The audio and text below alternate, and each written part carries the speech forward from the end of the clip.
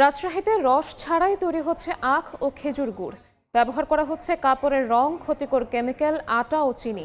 ভেজাল খাবারের বিরুদ্ধে অভিযান চালাচ্ছে র্যাব। বিস্তারিত জানাতে শহরের আড়ানি এলাকা থেকে সরাসরি যুক্ত হচ্ছেন সহকর্মী মওদুদ রানা।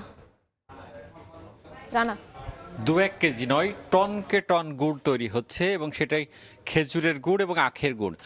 সেই আখের গুড়ের একটি কারখানায় আমরা রয়েছি। এই কিছুক্ষণ আগে রাজশাহী র্যাব 5-এর সদস্যরা এই কারখানাটিতে অভিযান চালিয়েছেন এবং আপনারা দেখতে পাচ্ছেন যে এখানে কিছুক্ষণ আগে অর্থাৎ সকালেও গুড় প্রস্তুত করা হচ্ছিল। মজার ব্যাপার হচ্ছে যে আখের গুড় কিংবা খেজুরের গুড় এখানে তৈরি হলেও সেখানে এক ফোঁটা আখের রস কিংবা খেজুরের রস নেই।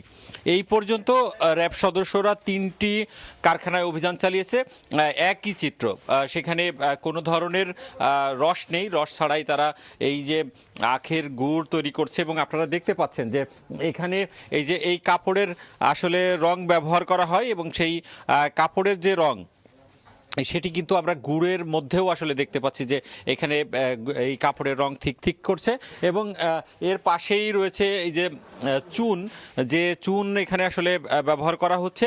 এখানকার যারা কারখানার মালিকরা রয়েছেন তারা যেটি বলছেন যে এখানে কোনো ধরনের রস ব্যবহার করা হয় না।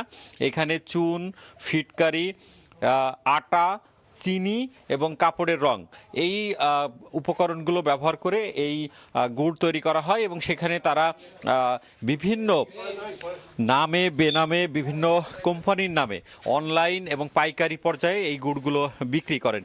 এখন পর্যন্ত অন্তত 3 টন গুড় জব্দ করেছে এবং সেই গুড় জব্দ করার পরে নষ্ট করেছে র্যাব সদস্যরা এবং র্যাব সদস্যদের সাথে ভোক্তা সংরক্ষণ অধিদপ্তরের কর্মকর্তারা রয়েছেন এবং আমরা দেখেছি যে এখানে প্রত্যেকটি কারখানায় বিপুল পরিমাণ গুড় রয়েছে এবং সেই গুড়গুলো যে শুধুমাত্র পাইকারি পর্যায়ে বিক্রি করা হয় তা নয়, এখানে অনলাইনেও আসলে গুড় বিক্রি করা হয় এবং র্যাব সদস্যরা বলছেন যে এরকম হাজার হাজার যে গুড় রয়েছে সেই গুড়গুলো তারা ধ্বংস করবেন এবং যারা এই অবৈধ গুড়ের উৎপাদনের সাথে জড়িত তাদের বিরুদ্ধে ব্যবস্থা নেওয়া হবে।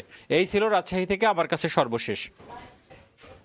রাজশাহী থেকে সরাসরি যুক্ত হয়েছিলেন সহকর্মী মওদুদ রানা।